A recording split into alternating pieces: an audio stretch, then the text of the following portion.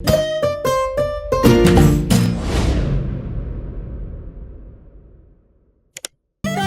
and Dolly say, what will we learn today? Kindergarten. One autumn morning, Dolly knocked excitedly on Berry's door.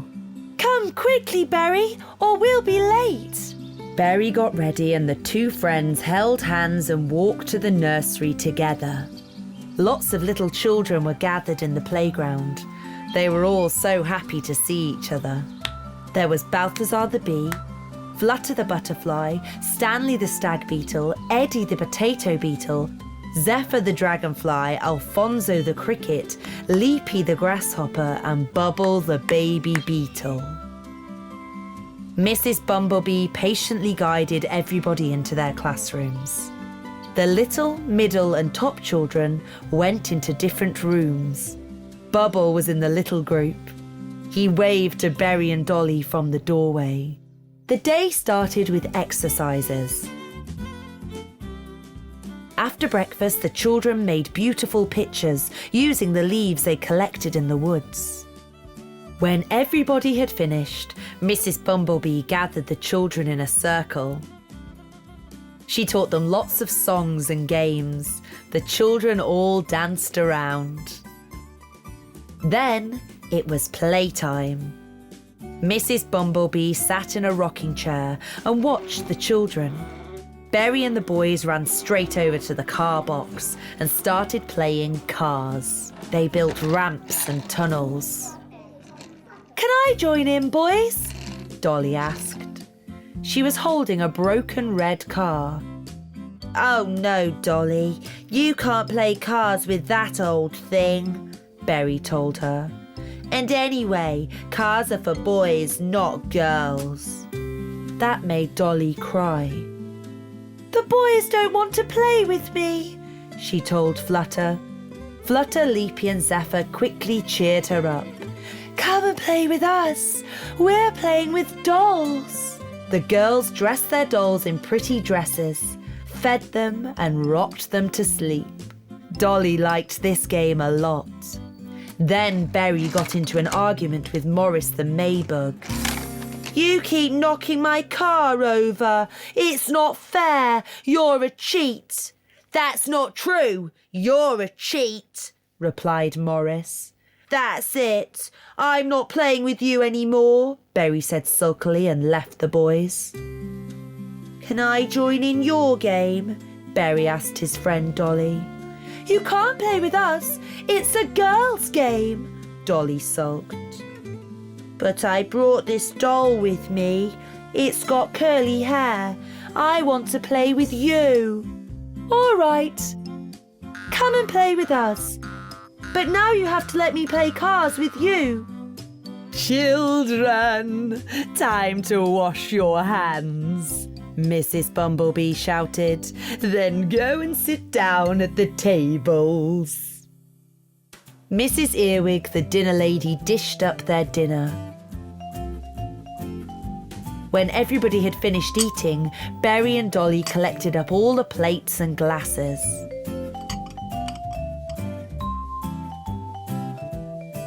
Then the children had a little lie down while Mrs. Bumblebee read them a story. They all listened in silence, and a few of them fell fast asleep. When they got up, they all had a snack and went out into the playground. It was enormous and filled with all kinds of slides, climbing frames and swings, with a big wooden train in the middle. Berry and Morris quickly made friends again and played on the swings together. Dolly helped Bubble up the slide and caught him at the bottom. Bubble liked that a lot. The rest of the day flew by, and soon the children were waving goodbye to each other. They couldn't wait for tomorrow to come. Berry and Dolly say, what will we learn today? The Carnival. Winter was nearly over, and the forest friends were sitting in Dolly's house. It's time we started getting ready for the carnival, Flutter the butterfly said. What are you going to dress up as? Berry asked. It's a secret, Flutter answered. You have to keep your costume a secret so that we can surprise each other at the carnival. You're right. Let's go home and get started. We've only got a few days left, Balthazar said. Berry quickly made up his mind. He decided to dress up as a mushroom. He used a white sheet for a cape and made a hat out of a red bowl. He painted white dots on the bowl. Dolly made a flower costume. She cut leaves out of green paper and sewed them on a green blanket. That was her dress, and she made petals out of purple paper. Balthazar the bee and Betty the bumblebee worked together. Balthazar dressed up as a devil and Betty dressed up as an angel. Bubble the baby beetle sat in his hammock and started to make his lion costume. The lights were on in every home in the forest on the night before the carnival. Everybody was working on their costume and busy preparing for the celebrations the following day. Then the big day arrived. The forest friends decided to have the carnival at Stanley's house. They all worked hard and decorated the stag beetle's home with coloured streamers and balloons. While this was going on, Rosita the rose beetle was busy making delicious cakes at her house. Dolly, Leapy and Eddie the potato beetle all lent a hand. Then the time came for them all to put their costumes on. Stanley dressed up as a dice and waited for his friends. The first to arrive were Berry and Dolly. He was dressed as a mushroom and she was dressed as a flower. Then Balthazar came as a little devil and Betty as an angel, with Flutter in a crab costume. Leapy looked just like a cactus. Bubble was dressed as a lion. Eddie was a chef and Rosita was a bunch of grapes. Her dress was covered in shiny balloons. The firefly was dressed as a pencil and the flea was an octopus. Sam came as a soldier and one of the little ants was dressed up as a pancake. Suddenly, Zephyr the dragonfly burst in crying, "It's gone! My beautiful princess dress has disappeared! I washed it and I hung it out to dry, but the wind blew it away!" Zephyr sobbed, and the others tried to comfort her. "I don't need my soldier hat, I've got a sword," Sam Snail suggested. "No, that's for boys.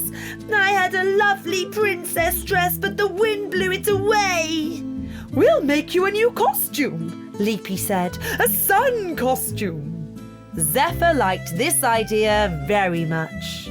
"This yellow curtain will make a great cape," Dolly shouted. "And these yellow pieces of paper can be the sun's rays," Stanley said, and took some of the streamers down. They cut, glued, sewed and stitched, and the beautiful sun costume was ready in no time.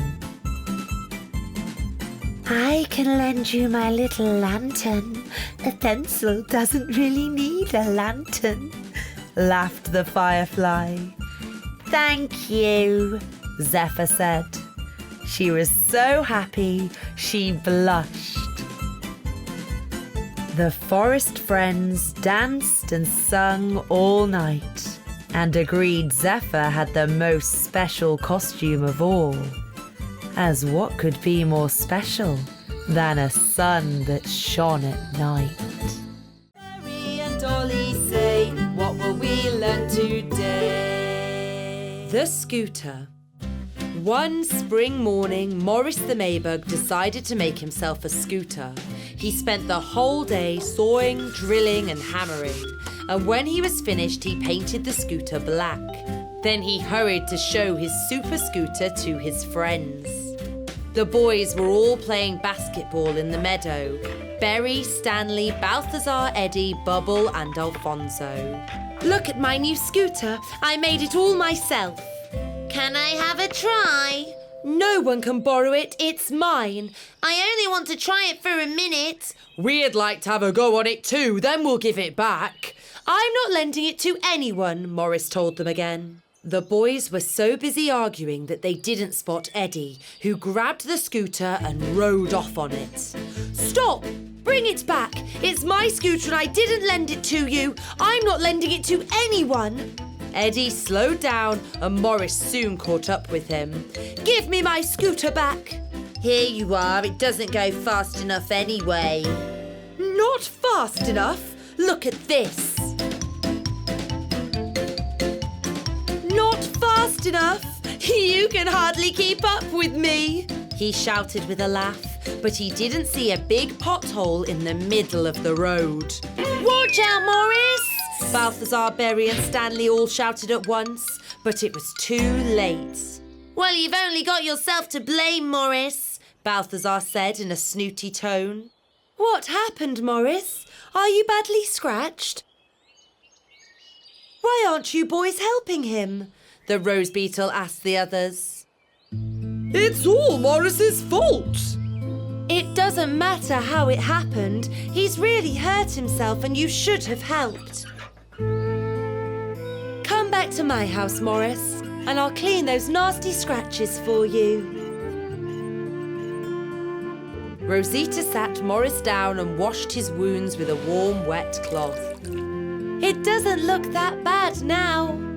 Morris started to sob. It was all my fault because I was mean to the others. If I hadn't been so mean, it wouldn't have happened. Then don't be mean next time. Thank you for all your help, Morris said as he left.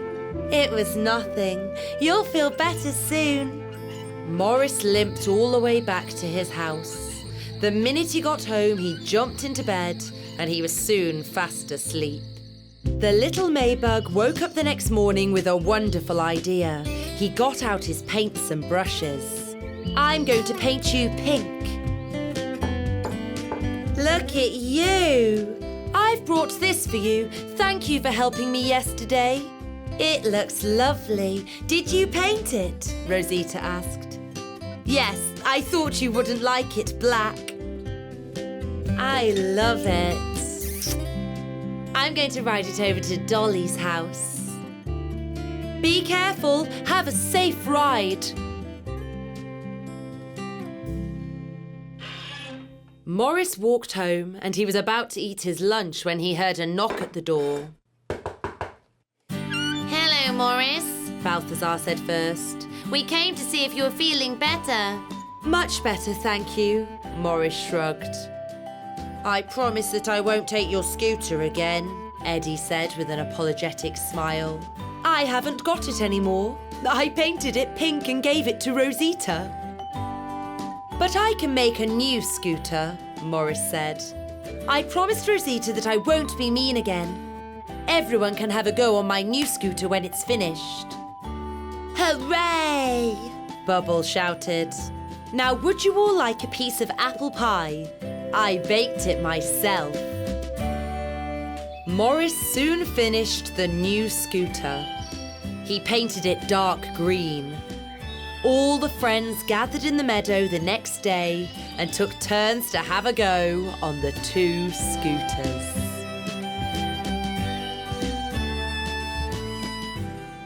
Berry and Dolly say, what will we learn today? Berry's picture. One cloudy afternoon, Dolly the ladybird girl took out her brushes and paints. I'm going to paint a rainbow, she decided. Good idea, Berry agreed. And I'm going to paint a bunch of flowers. They both got straight to work. Dolly carefully painted the coloured lines of a rainbow and Berry worked hard on his bunch of flowers. He painted 3 tulips, a harebell and a daisy. I only need to paint a ribbon and it's done. I have to hurry because Stanley, Balthazar and Bubble are coming over this afternoon. But just then, Dolly knocked a glass over that was standing in the middle of the table, and water poured all over Berry's painting. The lovely, colourful painting began to run and the lines all smudged. "Dolly, you ruined my painting." "I'm so sorry. I didn't mean to. It was an accident." "But it's still ruined." Berry sulked and stamped out of the door. "I'm going home." "Berry, wait! Let's try and fix it," Dolly said, sounding rather unsure, but the snail boy didn't even look back. In the meantime, the clouds vanished and the sky cleared. When Berry got home, he put his soaked painting out in the sunshine. His picture very soon dried, but now it was crinkly and blotchy. Berry stared sadly at his painting, and then he gave a big sigh and threw it down on his bed. "Balthazar, Stanley and Bubble will be here soon. I need to tidy up." The door soon opened and his little friends appeared. Hi, Berry. "We're here." And we brought the cards with us too. "Come inside." The snail boy invited them in and they sat around the table.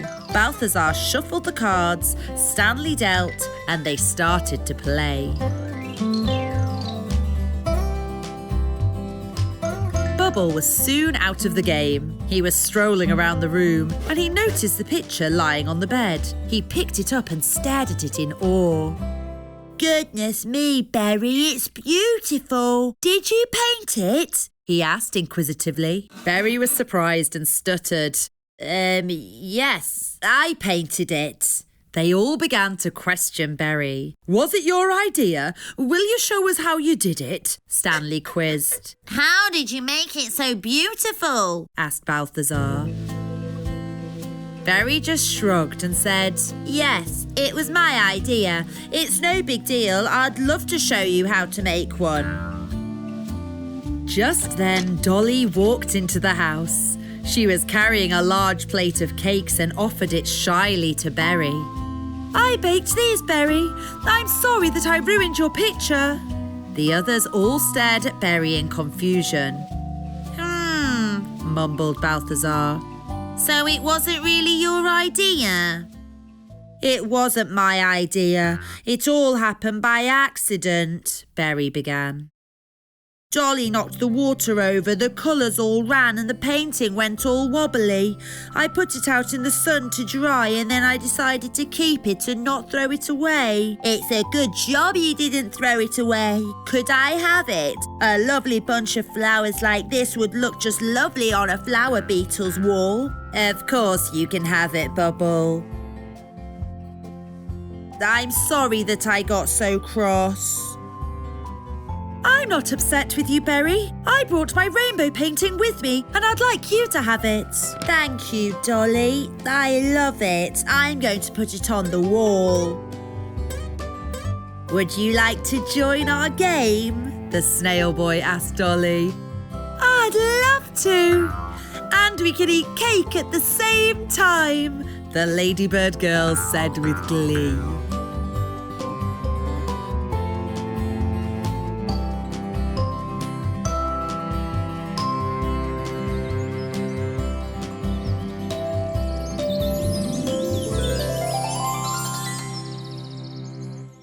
Berry and Dolly say, what will we learn today? Lanterns.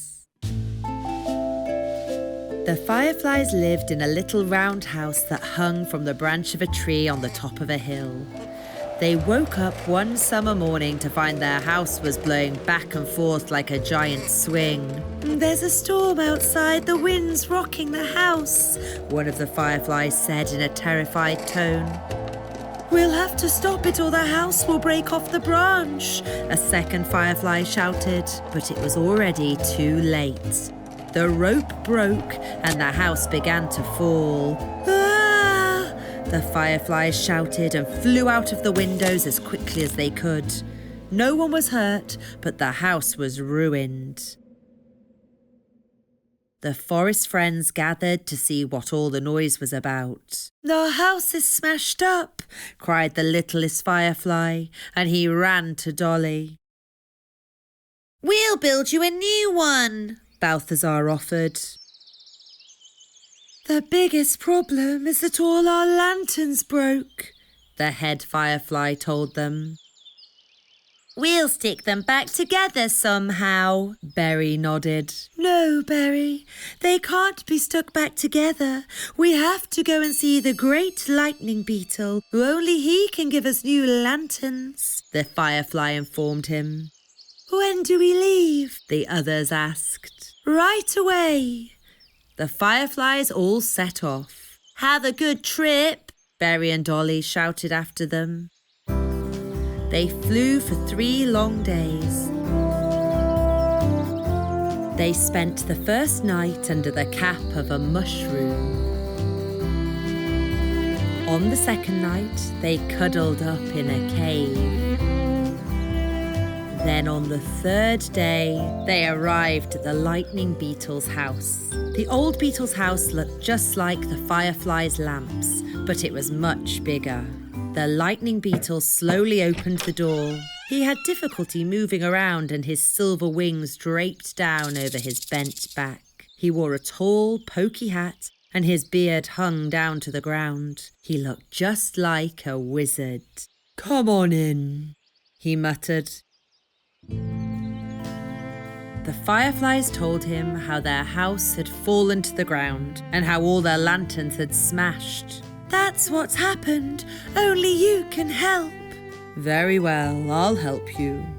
I'll give you all new lanterns, but you need to take good care of them. You're the only ones in the forest who can bring light to the dark night. One by one, he carefully handed the lamps to the fireflies. Hold them tight, he said, and he waved his stick, and the light magically appeared in the lamps. They're so pretty, thank you. We promise that we'll take good care of our new lanterns, the fireflies told him, and then they all flew out of the house.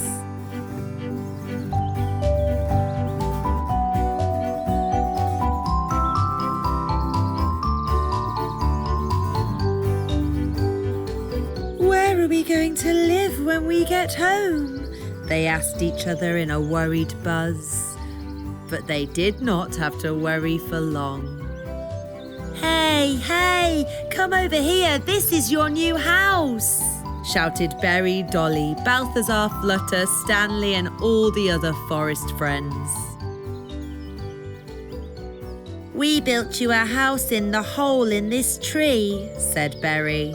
And we made the windows and a door, Flutter continued. Your house definitely won't fall down again now, Balthazar announced with pride.